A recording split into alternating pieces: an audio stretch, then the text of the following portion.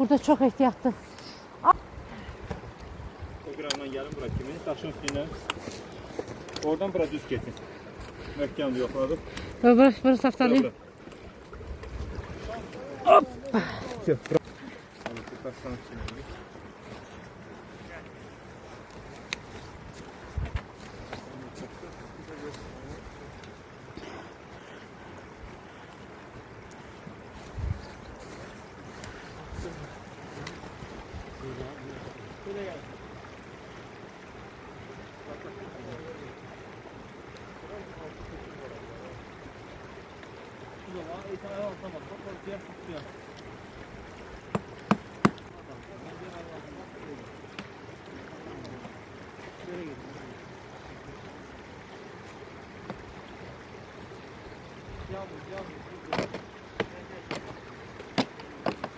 Ya, Aybəniz o cür şəkilləri qoymadın, sən çəkək.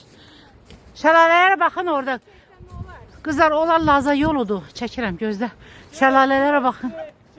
Buradakı soyuğu görürsünüz.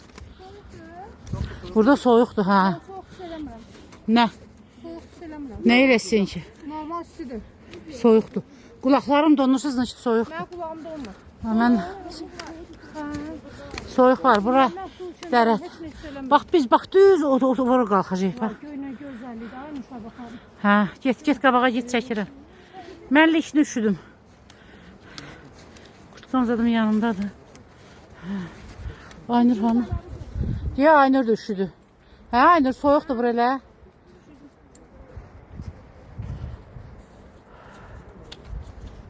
Qoy mən də. Bax Aynur, ora Laza yoludur. Bax oradan tras keçir. Şahdağı. O şələlərin üstündən orada yol keçir.